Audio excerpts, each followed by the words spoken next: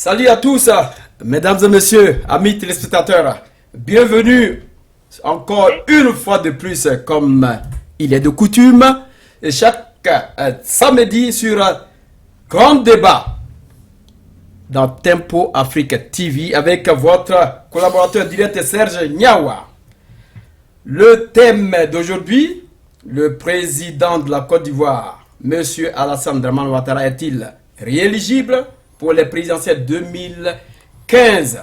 Si nous avons choisi ce thème, c'est parce qu'il est d'actualité. Alors sur ce plateau, j'ai mes chers panélistes pour essayer de faire ce débat. À ma droite, M. Jean-Pierre Okito.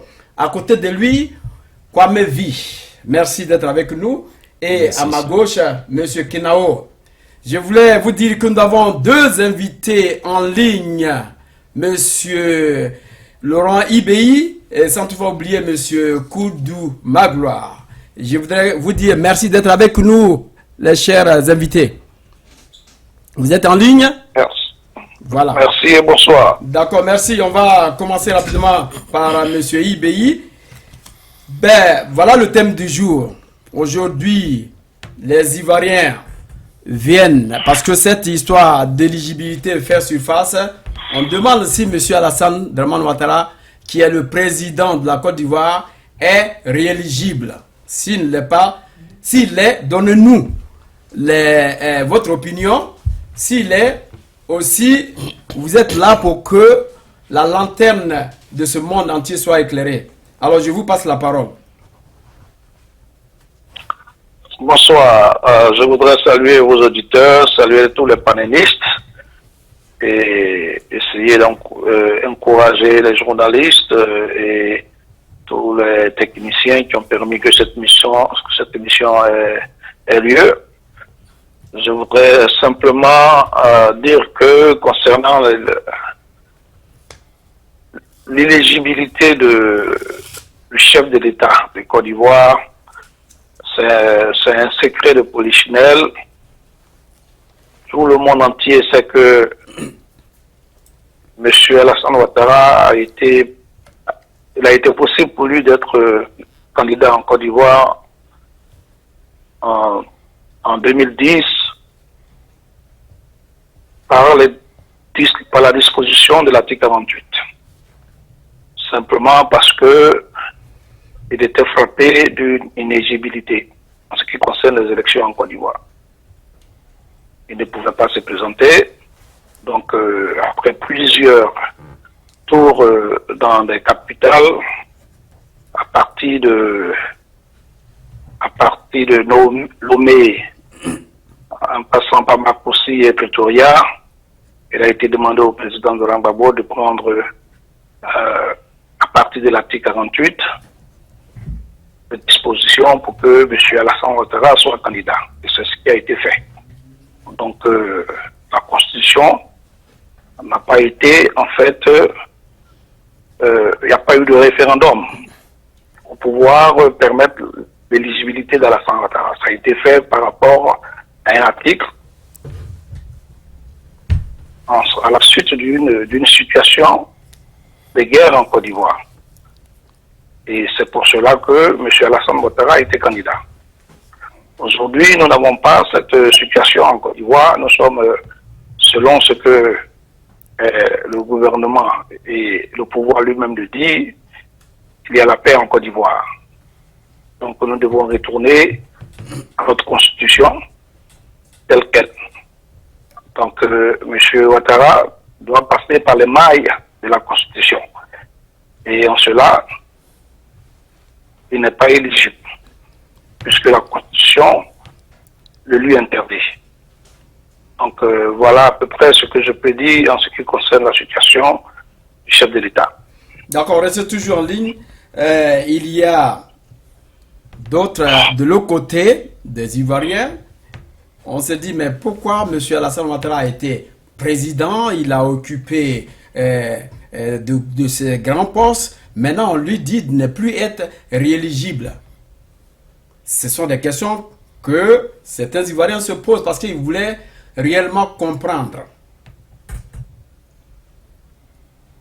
Oh, vous savez que on peut être président et peut ne pas être éligible à une candidature dans ce pays.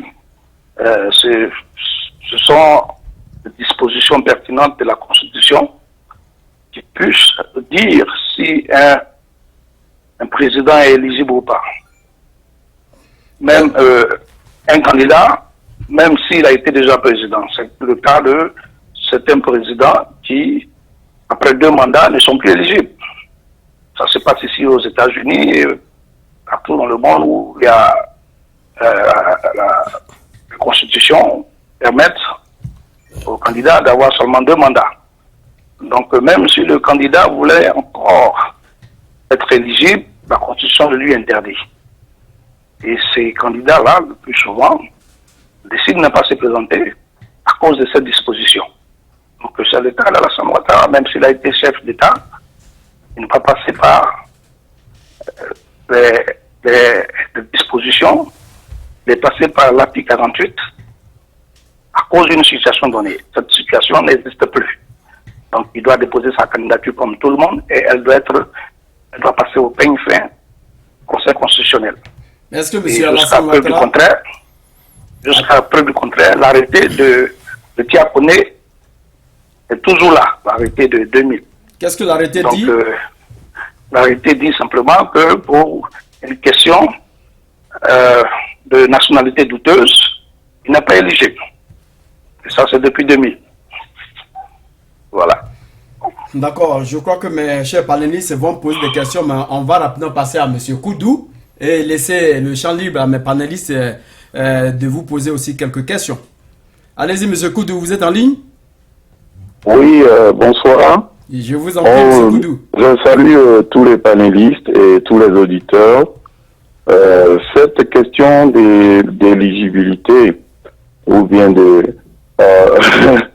si vous voulez, il fait que le président ou bien le chef de l'État de la Côte d'Ivoire présentement puisse ou ne pas se présenter ou se représenter à l'élection de 2015, à cette question-là, les avis sont partagés. Il y a certains qui disent que comme il a été président, donc de facto, il peut se représenter. Mais dans ce cas de figure, nous devons nous référer à la Constitution qui a été votée en 2000 et toute la classe politique ivoirienne, y compris le chef de l'État actuel, a demandé à ce que les Ivoiriens votent pour cette Constitution. Elle a été même écrite par des grands juristes comme Vaudier et comme Ouraga Obou, je me souviens. Et donc, toute la classe politique et juridique a participé à l'élaboration de cette Constitution. Donc, dans cette Constitution, il a même été dit que cette Constitution a été votée à 86%, voilà. Si ma mémoire est exacte. Alors, je crois que cette Constitution n'a pas été abrogée. Et donc, nous devons nous référer à cette Constitution-là. Ce n'est plus la Constitution de 1960.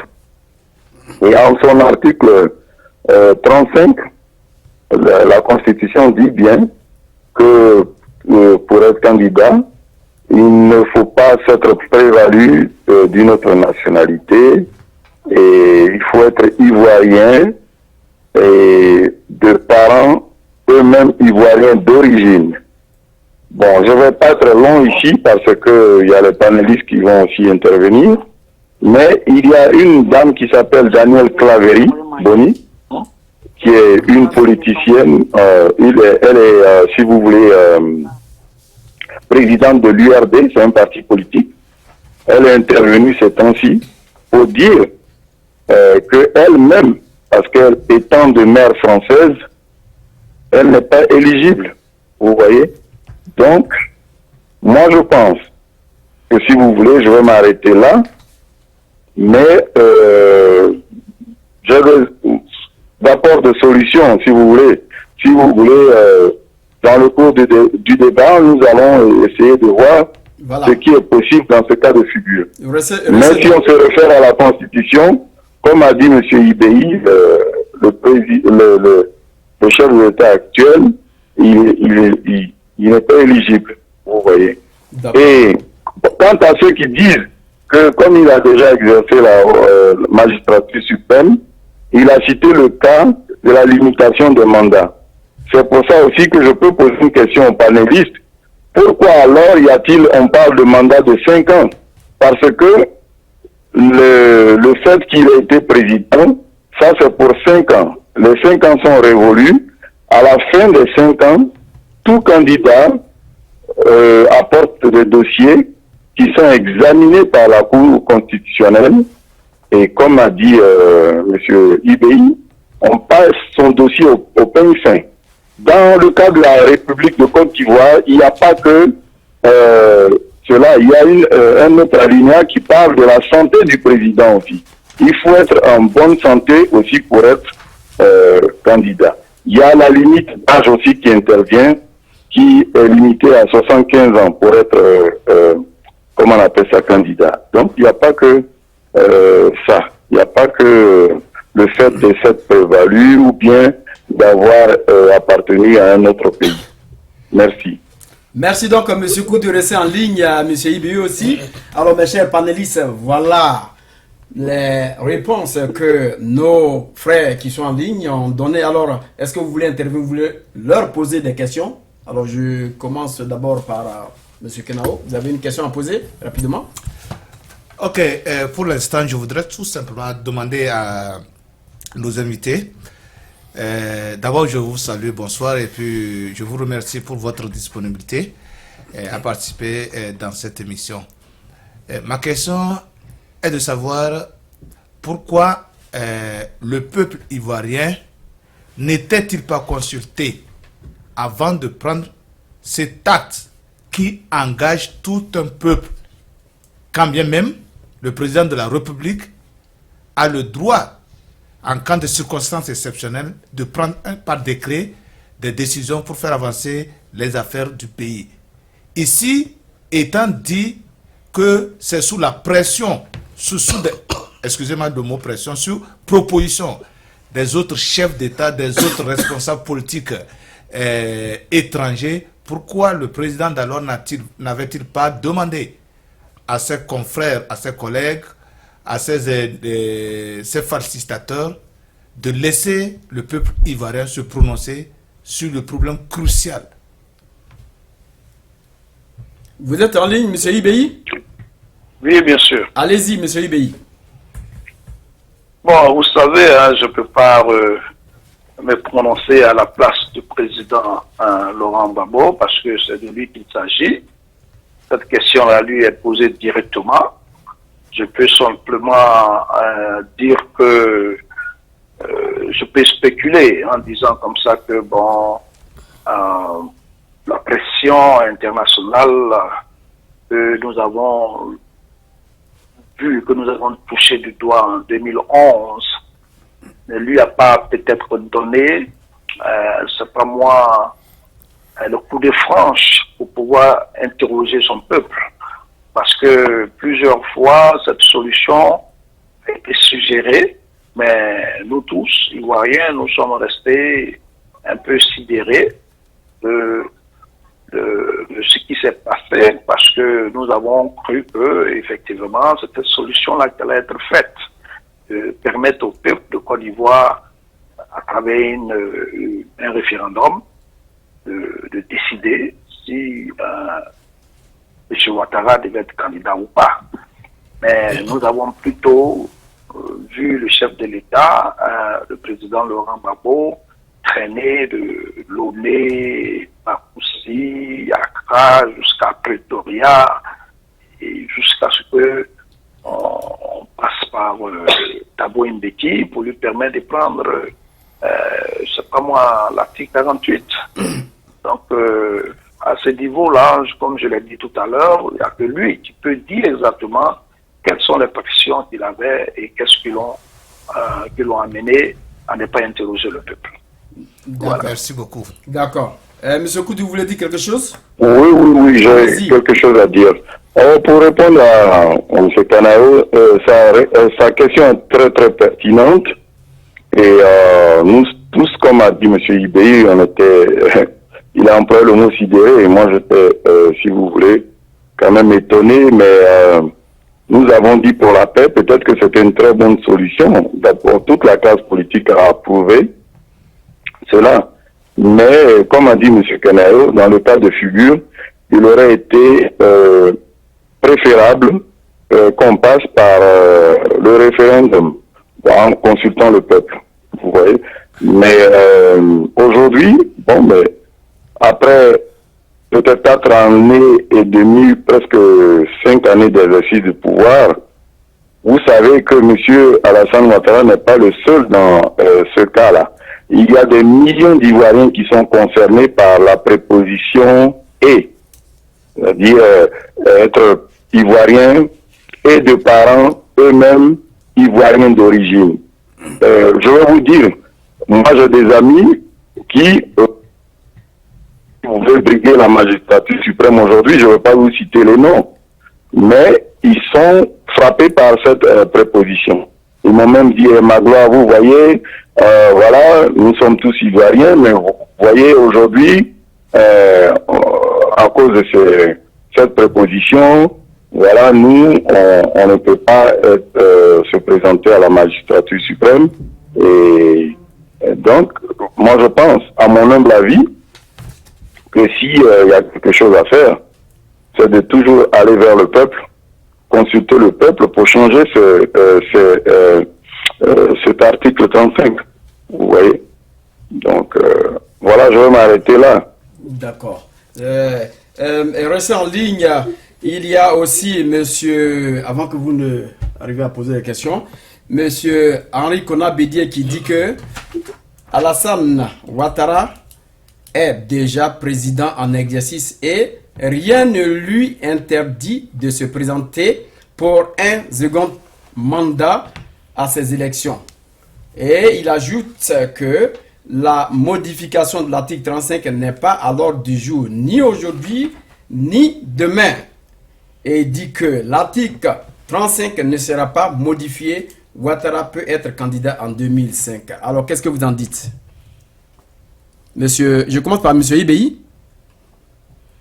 Vous savez, hein, on appelle ça la politique, hein, c'est un partage en force. Si, quand M. Bédier cite l'article 35 et qu'il dit lui-même que cet article-là ne sera pas modifié, et il montre du doigt le blocage, la situation de blocage vis-à-vis de Alassane Ouattara. Il est en train de dire au peuple de Côte d'Ivoire que, écoutez, nous savons tous que l'article 35 l'empêche d'être candidat, de se représenter, mais il va le faire quand même de force. C'est une autre façon de nous dire ça, que c'est une imposition. C'est une imposition et que personne ne peut l'arrêter. D'accord. Bédier dit au peuple de Côte d'Ivoire. D'accord. Monsieur Koudou? Oui, no comment. Mais ce que M. Bédier dit n'engage que lui, parce que il a été président de la Côte d'Ivoire et bon, il est libre tout à fait de dire ce qu'il pense. Mais dans le cas de figure, moi je pense que tant que l'article 35 reste en l'état, bon, toute personne qui n'est pas de mère et de père ivoiriens, eux-mêmes ivoiriens d'origine, sont frappés par cet article-là. C'est ça qui est la vérité.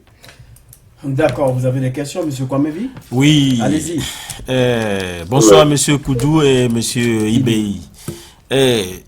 Bonsoir. Vous dites que en 2010, c'était le président de la République d'alors qui avait utilisé l'article 48 pour valider la candidature de monsieur Ouattara.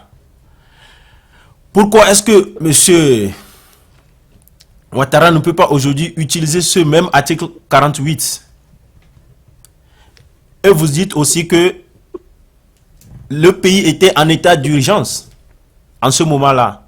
Et si on sait dans les conditions dans lesquelles M. Ouattara est arrivé au pouvoir, s'il advenait que M. Ouattara crée une situation aujourd'hui dans le pays, une situation de trouble dans le pays aujourd'hui, est-ce qu'il peut utiliser juridiquement l'article 48?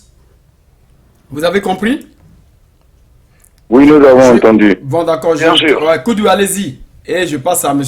IBI, comme vous êtes déjà. Ok.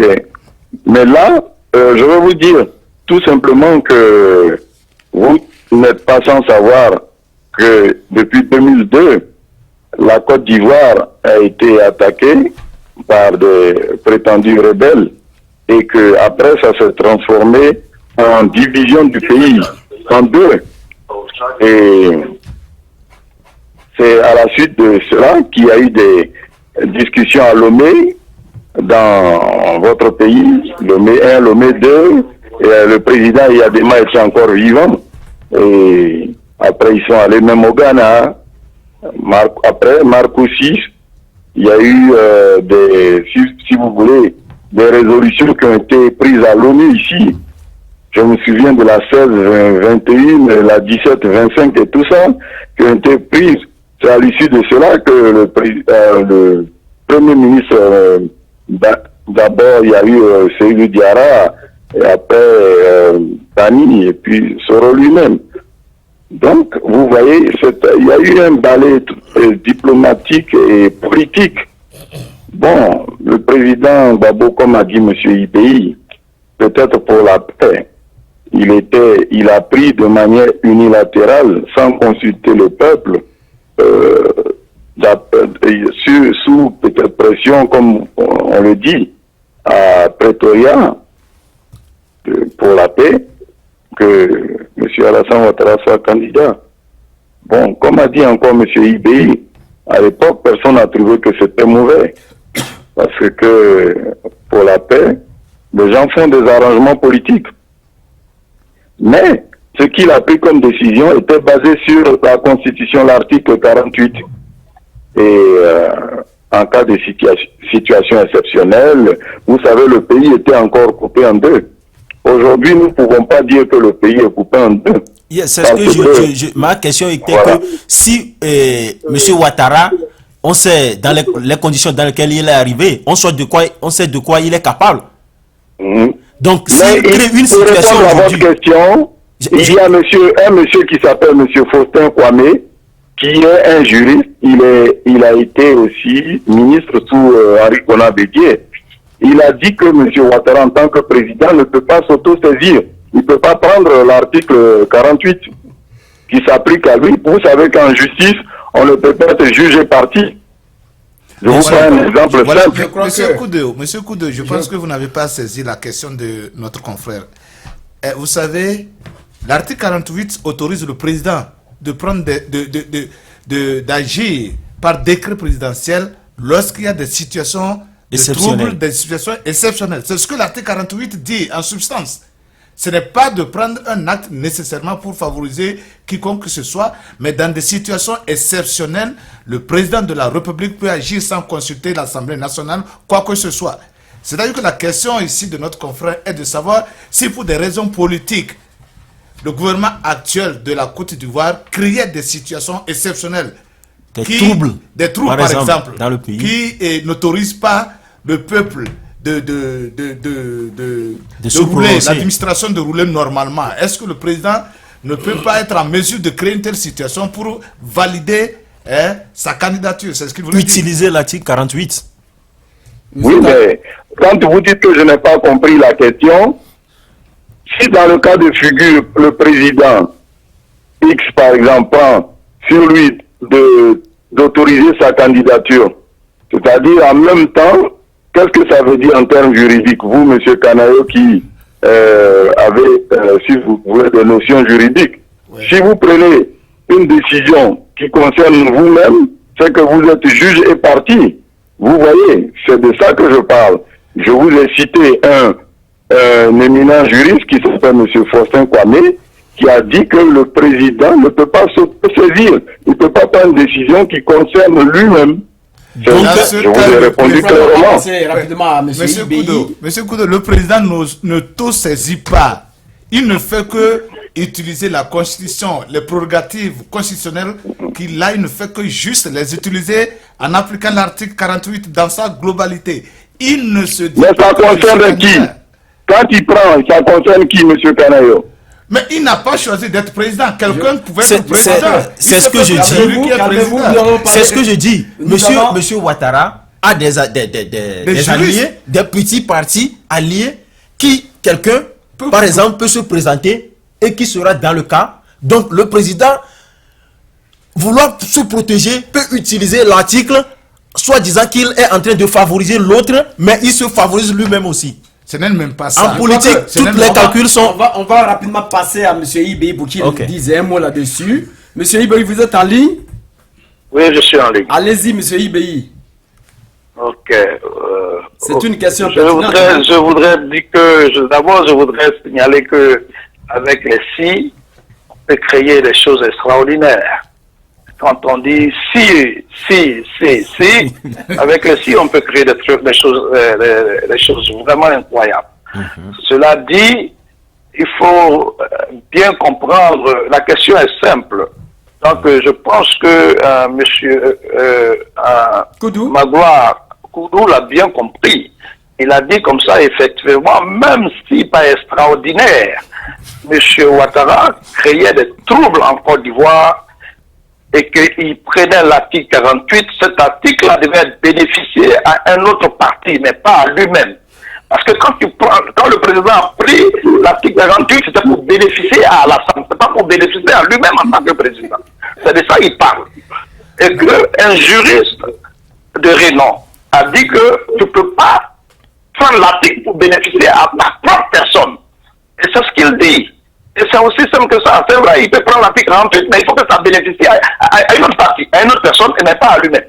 Parce que quand ça bénéficie à lui-même, il devient juge parti. Et c'est ce qu'il était en train de dire. Sinon, on comprend. Et puis bon, moi, je ne fais pas de la politique fiction. Donc, moi, en fait, je pense qu'avec les si, on peut tellement créer des choses que je préfère m'arrêter à ce niveau-là, en ce qui concerne D'accord. cette question. Nous allons poursuivre sur ce plateau. Si vous êtes encore en ligne, que vous voulez intervenir, vous allez intervenir. Alors, Jean-Pierre, je vous passe rapidement la parole pour essayer quand même de dire quelque chose sur ce que nos amis qui sont en ligne ont dit.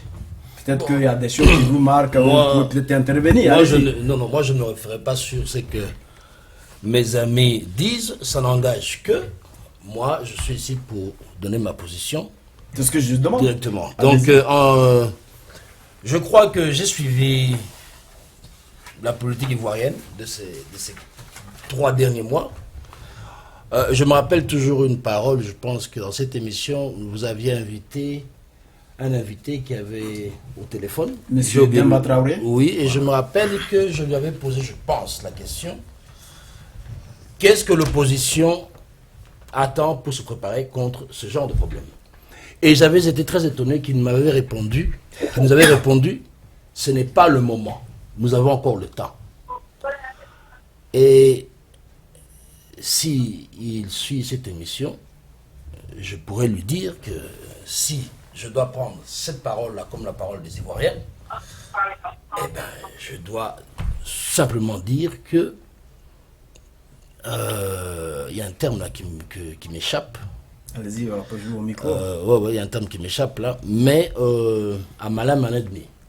Ça veut dire À malin, malin demi. Je pense que cette réponse a été, il me l'a donné aussi direct et je pense prématuré que j'ai pensé qu'il était plus malin. Mais aujourd'hui, j'ai l'impression que M. Alassane Ouattara joue un superbe jeu politique jamais vu en Côte d'Ivoire. Je serais prêt à applaudir.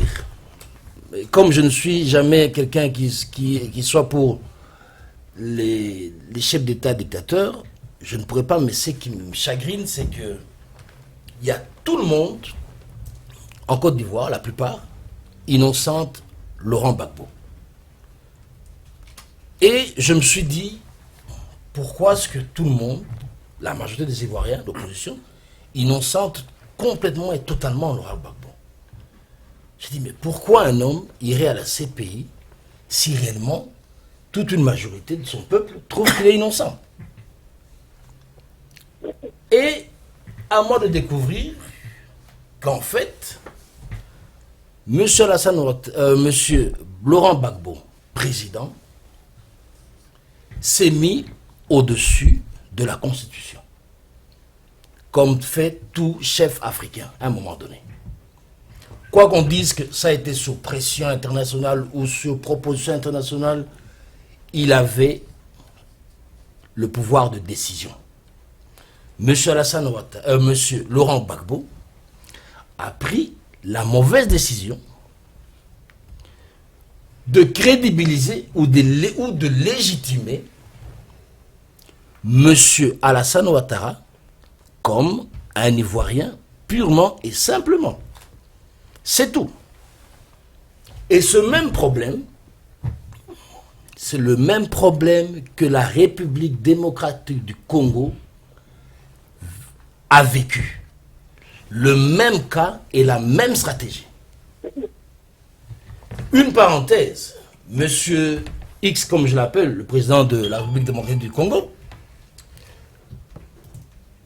cherchait justement a eu ce problème de nationalité qui était contesté, et jusqu'à présent il y a même des grands journalistes, une grande journaliste, Colette Brackman, qui a contesté sa nationalité. Il y en a eu beaucoup. Il lui fallait quoi? Il lui fallait une certaine légitimité. Qu'est-ce que Monsieur X ou le président de la République du Congo a fait? Il a mis tout en œuvre, tout un scénario pour permettre au chef de file de l'opposition, M. Etienne Tshisekedi, de se présenter en 2011. Je ne sais pas quel scénario il a pu faire à ce que même les organismes internationaux ont soutenu M. Etienne Tshisekedi. Je crois que revenons un peu... Non, je montre carrément ce qui va se passer. Qu'est-ce qui s'est passé en fait? Monsieur le président de la République démocratique du Congo n'avait besoin qu'il y ait un fils du pays pour rendre, comme on dit en anglais, pour rendre aux élections avec lui. Et c'était M. Tshisekedi qui est de père et de mère congolais. Et toute la population a dit, ok, on va le battre. On va battre cet étranger comme on a notre chef de file en tête. Qu'est-ce qui s'est passé? Monsieur X est toujours président, après 2011, est toujours président de la République démocratique du Congo. Et c'est la même chose qu'ils ont fait avec M. Gbagbo. Ils l'ont poussé à légitimer la candidature d'Alassane Ouattara suivant la Constitution. Ils ont créé un scénario de problème de guerre pour pousser M. Gbagbo à utiliser l'article 48. Et exceptionnellement, bien sûr, M. Gbagbo s'est mis au-dessus de la Constitution en disant à tout le monde, je reconnais que M. Alassane Ouattara est ivoirien. Il n'a ni consulté le président de l'Assemblée nationale, ni celui du Conseil, du Conseil constitutionnel. Ça veut dire que M. Gbagbo s'est mis au-dessus de la mêlée. M. Gbagbo a agi comme un dictateur. En étant en dehors de la Côte d'Ivoire, lorsqu'on me présente sur papier les faits et les lois et l'article 48, si je ne me trompe, et je peux le lire, si vous pouvez faire plaisir.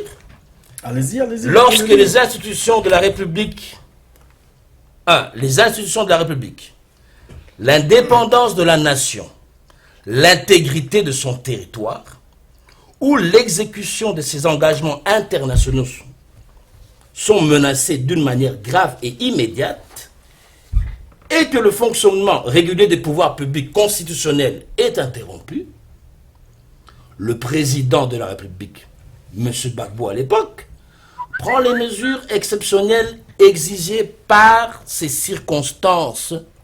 Écoutez, par ces circonstances, après consultation obligatoire du président de l'Assemblée nationale et celui du Conseil constitutionnel. à ce que je sache, il n'a pas eu le temps de consulter le président de l'Assemblée nationale, ni même le Conseil constitutionnel.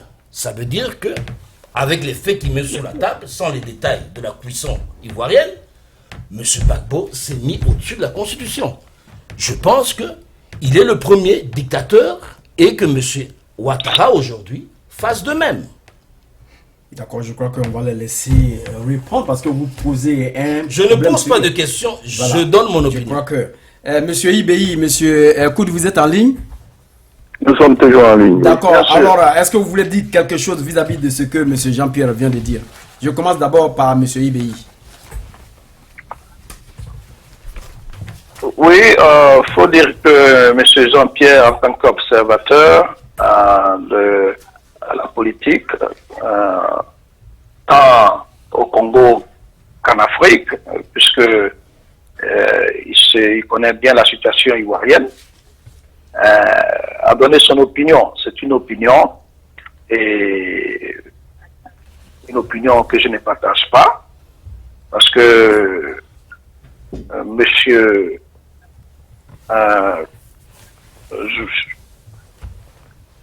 notre frère ne sait pas exactement les circonstances dans lesquelles la Côte d'Ivoire vivait quand le président Laurent Gbagbo a pris cette décision. Nous avions perdu déjà près de 100 citoyens au premier jour de l'attaque des rebelles. Ça, c'était seulement à Abidjan. À Bouaké, nous avons perdu une cinquantaine de gendarmes et la Côte d'Ivoire perdait ses fils chaque jour.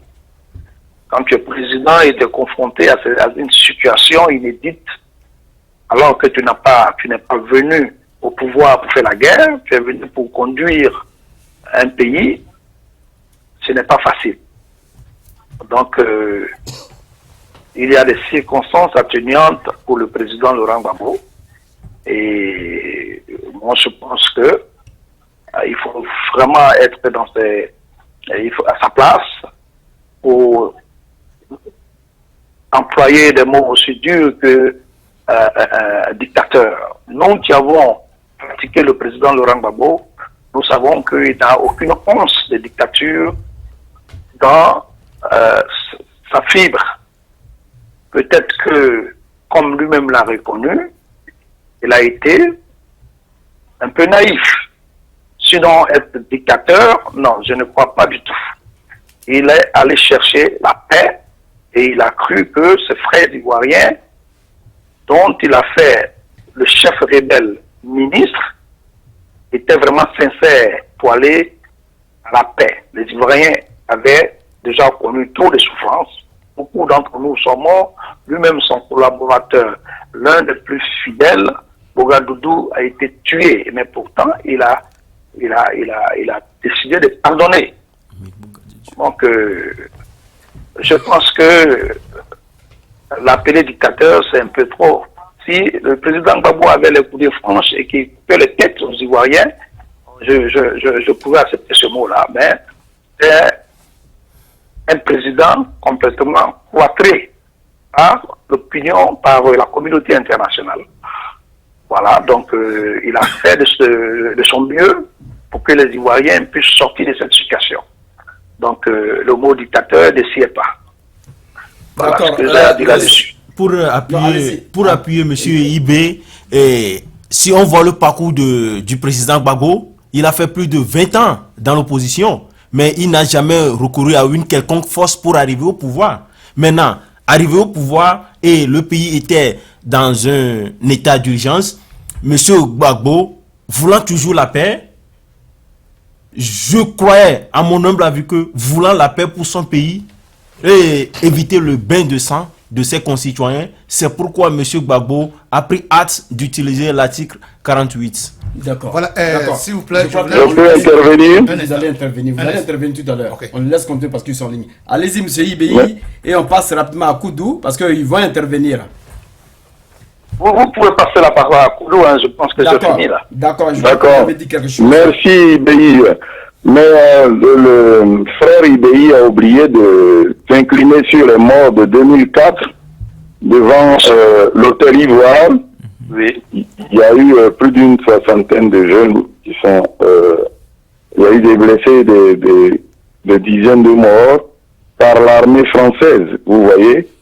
Donc on ne va pas oublier ces morts-là, c'est des martyrs de la République. Vous comprenez? Et donc c'était en 2004 et en 2005, nous n'avons pas, moi je n'excuse pas le président, je ne suis pas en train de l'absoudre, mais toujours est-il que, comme a dit M. IBI, il n'a jamais été, il sera jamais le premier ni le dernier dictateur de la Côte d'Ivoire. Parce que s'il était dictateur, je pense qu'il n'aurait jamais permis à qui que ce soit de se présenter à l'élection présidentielle. Il aurait peut-être essayé d'être tout seul candidat, vous voyez. Alors, parce que ce qui se passe aujourd'hui, qui amène les Ivoiriens à lutter, c'est que même quelqu'un comme pas Jean Konan, mais Charles Konan Bani, qui est un cadre du PDCI, il lui est interdit d'utiliser le logo de son parti. Il y a M. Chiamara, qui est, comment on appelle ça, un haut cadre qui a été un grand diplomate, qui a été devant nous en 94 le président de la 43e Assemblée des Nations Unies, à qui il est interdit d'utiliser le logo du PDCI. Pendant que ces gens-là, ils ont côtoyé le président, le père fondateur de la Côte d'Ivoire, qui est M. Félix Houphouët-Boigny, qui lui, à l'époque, en 90, il a permis à un certain Laurent Gbagbo d'être candidat. Vous voyez? Il y a eu peut-être des, comment on appelle ça, des erreurs à l'époque, mais il a permis à ce monsieur d'être candidat.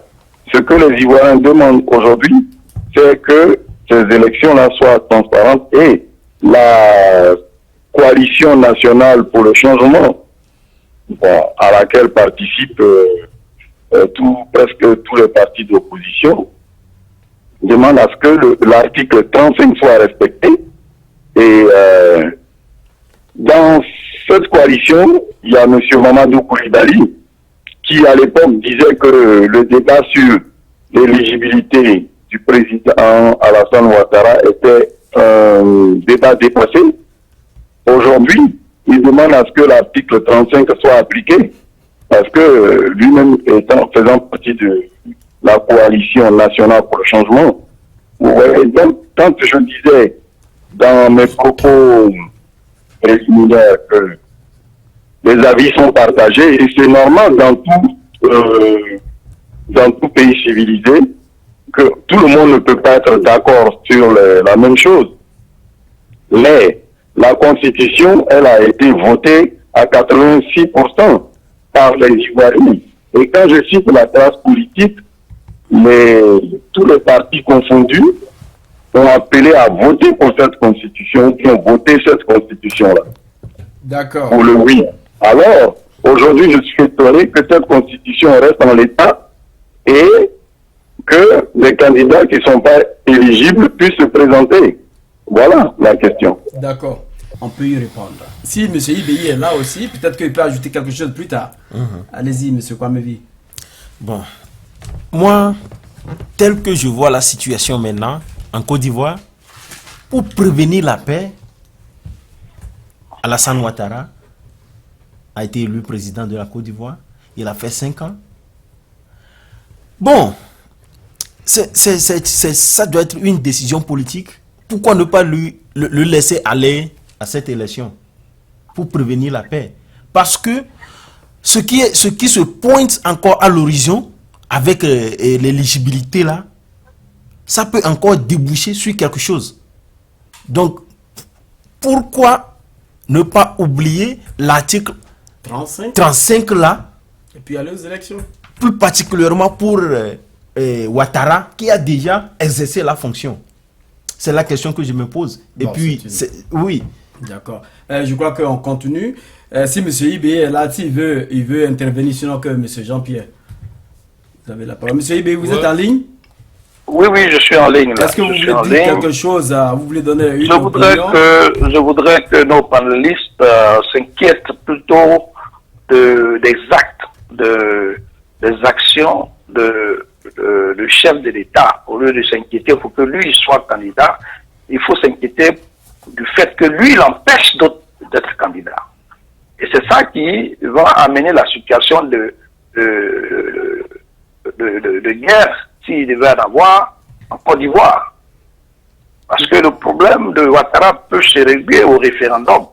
Mais quand lui, il empêche toute personne de se présenter, c'est une volonté de quelqu'un qui a les moyens de l'État. Donc, quelqu'un qui a la possibilité de faire la guerre à ses concitoyens. Je crois que ça, c'est sinon, lui, son problème. Un autre sujet, Voilà. M. IBI. Oui. Oui, c'est un autre sujet. Donc, aujourd'hui, je on parle pense de que légitimité. si il y a bien une entité dont on doit plaider le cas ici, c'est les autres candidats, c'est les autres candidats des autres partis politiques et la possibilité des partis politiques de fonctionner normalement en Côte d'Ivoire. Vous êtes là, vous savez ce qui se passe actuellement en Côte d'Ivoire. Ouattara a détruit tous les autres partis politiques en y mettant et l'argent et la corruption et l'intimidation en Côte d'Ivoire. Donc, je pense qu'il n'est pas le cas sur lequel on doit s'inquiéter actuellement. Monsieur Voilà ce Ibeyi, que j'ai à dire. Monsieur Ibeyi, pourquoi Oui. est-il difficile de répondre à cette question par référendum? Poser la question à M. Ouattara. Pourquoi il ne fait pas le référendum? Il a eu le temps de faire 5 ans. Pourquoi il n'a pas fait le référendum? Posez-lui la question. C'est peut-être qu'il est en train de faire une calcul politique. Je crois qu'on va continuer. Monsieur Jean-Pierre, est-ce que vous voulez intervenir? Non, moi je suis là pour. Je ne réponds pas à vos questions, je donne mes opinions sur la Allez-y, politique donnez ivoirienne. votre opinion, Donc, monsieur Jean-Pierre. Donnez votre opinion. Comme je l'ai dit, c'est que j'ai retenu 2 phrases. Monsieur Gbagbo a été naïf. Il a été au-dessus de la Constitution. Ça, c'est une chose. OK. Alors, comme il est le président, que tout le monde lui avait donné cette crédibilité à cette époque, donc il faut accepter que la crédibilité qu'il ait donnée, légitimité, à M. Alassane Ouattara, acceptons, d'accord, qu'il a commis une erreur et que M. Alassane Ouattara, suivant la Constitution ou suivant le pouvoir au-dessus de la Constitution, qui est M. Gbagbo, Alassane Ouattara est président de la Côte d'Ivoire telle que la Constitution le stipule. S'il était étranger, il ne serait pas président de la République de la Côte d'Ivoire. Comme il est président de la République de la Côte d'Ivoire, indubitablement, suivant la Constitution, il est président de la Côte d'Ivoire et a le droit pour un deuxième mandat. Si vous lui refusez l'article 35, si vous lui refusez justement le droit d'éligibilité, mais il est tout à fait normal qu'il vous la refuse aussi en tant que président, par décision exceptionnelle aussi. C'est la logique. Alors, moi, ce que je demanderais au peuple ivoirien, c'est de ne pas commettre la même bêtise que les Congolais ont commise. Effacer tout. Parce que déjà, cette constitution, peut-être qu'elle est une erreur, puisqu'il vous demandez à ce qu'il y ait un référendum pour la modifier, ou réellement que le frère ivoirien, le patriote ivoirien, M. Gbagbo, a commis une erreur que nous, peuple ivoirien, nous allons corriger. Et comment nous allons corriger? En foutant dehors l'étranger à la tête du pouvoir. C'est tout. Comment? D'accord, non, vous allez y répondre. Laissez Jean-Pierre finir. Ok. Alors, c'est ça, parce que ce sont les mêmes scénarios qui se passent en Côte d'Ivoire, en République démocratique du Congo, au Gabon. L'étranger Ce qui joue sont à la les tête de la mêmes République démocratique du scénarios Congo. où, en majorité, les étrangers sont placés avec comme deuxième processus leur légitimité. Je vous dis, comme ce scénario a réussi en République démocratique du Congo et qu'il a réussi au Gabon, certainement au Togo, En Côte d'Ivoire? je vous dis que M. Alassane Ouattara est votre président en 2015. D'accord. Parce que vous passez le temps à discuter sur la Constitution alors que M. Alassane Ouattara se fout éperdument de la Constitution. Ça, je vous le dis. Il a l'argent, il a le conseil, il a le parlement, il a l'assemblée. Il a été légitimé par un Ivoirien Il a le qui était soutien qui était le président. Cette fois-ci, il ne vous fera pas de cadeau. Il va se trouver, je vous dis, son plan. Il va se trouver un Ivoirien de père et de mère, d'origine comme vous le voulez. Il va faire de lui un opposant farouche et il va le battre. Et personne ne pourra discuter. Et à ce moment-là, deuxième fois, il sera légitimement président de la Côte d'Ivoire. Et à ce moment-là, il va dire, cher peuple, oh cher peuple élu de Dieu, allons modifier la Constitution maintenant. Et là encore, vous serez partagé et il serait là en train de vous regarder, en train de vous tirailler. Et il va passer encore 5 ans. Et vous serez alors, pour vous éviter cela, je vous parle en tant qu'Africain, pas en tant qu'Ivoirien, ni en tant que Congolais. Cette saloperie de stratégie, on nous l'a fait. Aujourd'hui, le Congo est là où il est. La Côte d'Ivoire de Laurent Gbagbo et la Côte d'Ivoire d'Alassane est pire que celle de Laurent Gbagbo. J'ai vu la misère a battu son plein. Et c'est le même scénario. Je ne vous parle pas de la misère qui bat au Congo démocratique, avant-dernier. Et je suis en train de voir la Côte d'Ivoire nous rejoindre, si pas nous battre en dernier, pour le dernier. Je vous dis, arrêtez les trucs de partis politiques, levez-vous, conscientisez la population à ce qu'un étranger ne puisse plus jamais briguer. C'est ça la seule solution. La solution des élections, des constitutions, c'est la même panacée qu'on nous a amené en 90 avec la démocratie. Maintenant, ils ont changé la démocratie, on nous amène la panacée, constitution. Tout ça pour nous distraire. Le pays appartient à la Côte d'Ivoire, c'est le peuple ivoirien qui doit décider. Comme nous, aussi au Congo, nous nous battons pour que ce peuple prenne conscience et de foutre les étrangers dehors. Alors, regardez ce qui se passe au Congo. Réfléchissez 2 fois plus que les Congolais. Merci Jean-Pierre. Est-ce que vous avez une solution à proposer, M. Kenao? Parce qu'on n'a plus assez de temps.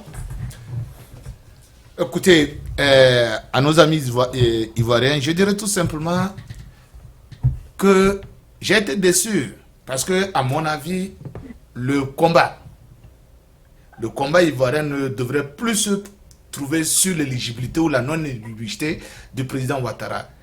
Et quand j'entends les gens dire qu'il est président d'une manière exceptionnelle, l'article 48 ne dit en aucun cas cette exceptionnalité qui permet au président d'agir, c'est de nommer quelqu'un premier président ou quoi que ce soit. C'est pour rouler le pays. Mais une fois que le président est président, on ne regarde plus son éligibilité. On ne regarde que sa santé et son âge.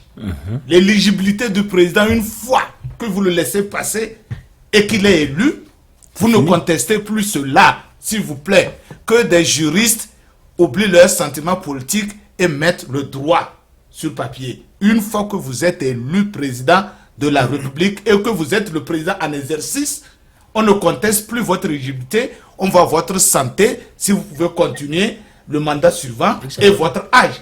Point tiré.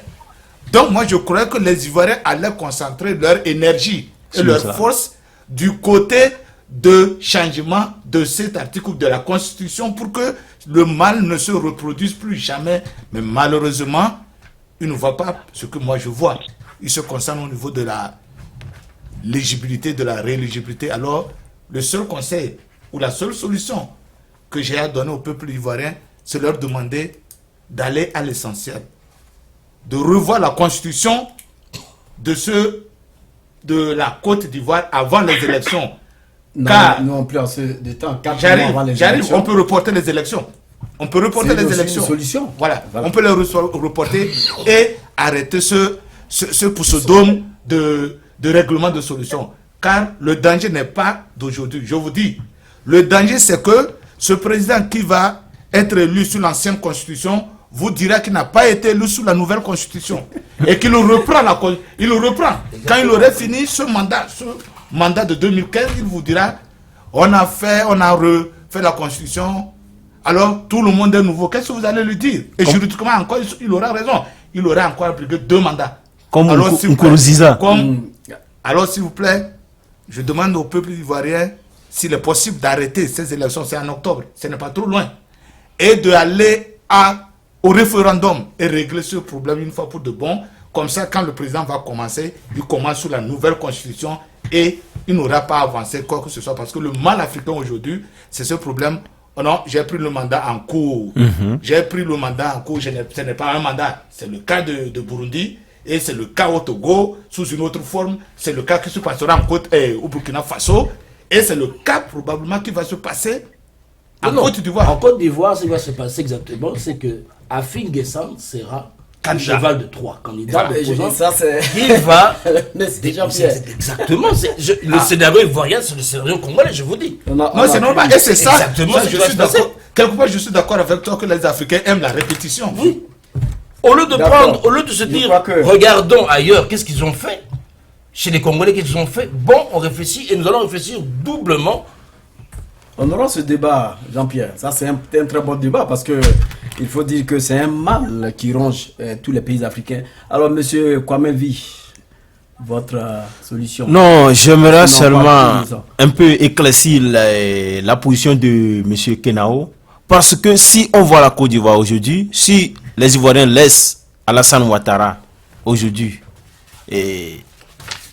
passer aux élections, et si il advenait qu'il l'emportait, ce qui est à 95% sûr, et si il revient sur la constitution et qu'il modifie la constitution, ou bien il revote le référendum sur la constitution, et puis en 2020, il dira que il a pris le mandat en cours, donc la constitution, le mandat qu'il avait fait, la loi ne sera pas rétroactive. C'est ce qu'il dirait. Il va commencer avec la nouvelle constitution. Peut-être que lorsque le peuple est en train de discuter sur son éligibilité en 2015 là, lui il pensait déjà en 2020. Donc attention au peuple ivoirien. Réveillez-vous. D'accord. Merci. Monsieur Ibé, vous êtes en ligne rapidement parce qu'on va essayer de clore cette émission. Oui, justement, moi, je suis content que nous allons à la clôture de l'émission, puisque, je crois que c'est ma dernière prise de parole. Je voudrais remercier tous les frères africains sur le panel qui prodiguent des conseils à leurs frères que nous sommes, à leurs frères ivoiriens que nous sommes. Et je pense qu'il y a des conseils qui méritent qu'effectivement on y réfléchisse et qu'on les prenne en compte. Je pense que les Ivoiriens effectivement sont dans une situation assez incroyable et ce n'est pas facile d'en sortir parce que il ne s'agit pas d'Alassane seulement. Alassane, jusqu'à preuve du contraire, est un pion. Il s'agit d'une situation exogène qui nous est imposée par la France et l'Union européenne qui bénéficie de nos matières premières et qui bénéficie de notre sous-sol. Et donc, le combat n'est pas contre Alassane, proprement dit, c'est contre ces entités-là, extérieures. Donc, c'est une situation que nous sommes tous en train d'étudier. C'est vrai, il y a les éléments endogènes dont nous devons traiter parce que ces éléments-là nous touchent déjà. Mais au-delà de ces éléments endogènes, comme je le disais, il y a des éléments exogènes. Donc, et ce sont ces éléments-là qui sont les plus vicieux. Voilà, ce sont ces éléments-là qui, de force, imposent qui ils veulent dans les pays où ils veulent. Donc, que Alassane soit faible ou fort, je pense que le dernier mot va venir de cette entité exogène. Parce que pour qui connaît la Côte d'Ivoire, pour qui connaît comment les élections se sont passées, pour qui connaît comment les Ivoiriens, pendant 10 ans, sont restés debout, au point où la France est obligée de venir leur faire la guerre de façon de façon visible, elle s'est même plus tachée. c'est que les Ivoiriens, politiquement, ont atteint un niveau qui a permis à la France de venir elle-même sur le terrain. Sinon, d'abord, quand le peuple est vraiment aveugle, la France n'a pas besoin de descendre sur le terrain. Ce sont les locaux, les traites locaux qui font le travail. En ce qui concerne la Côte d'Ivoire, il a fallu que la France elle-même dépose ses bottes dans le pays. Donc, je peux vous dire que les Ivoiriens sont très mûrs politiquement, et ils savent ce qui se passe. Et aujourd'hui, ils sont dans une mauvaise passe. Et petit à petit, on s'en sortira. Voilà ce que j'ai à dire. C'est mon dernier mot. Merci beaucoup, monsieur Ibei. Merci, monsieur Ibei. Merci aussi à Koudou qui nous a fait l'honneur d'être là. Merci à mes chers panélistes. Vous avez été durs. Les questions que vous avez posées, vous avez voulu comprendre réellement ce qui prouve en Côte d'Ivoire. Et vous l'avez compris. Je crois que la semaine prochaine, nous allons encore poursuivre sur un autre thème qui sera beaucoup efficace. Alors, pour tous ceux qui regardent cette émission, restez toujours connectés sur Tempo Afrique TV pour avoir encore beaucoup de renseignements. Nous allons parcourir tous les pays du continent africain pour vous apporter beaucoup d'éléments de réponse et de solutions. Quant à moi, c'est Nyawa, je vous dis au revoir et à la semaine prochaine. Merci.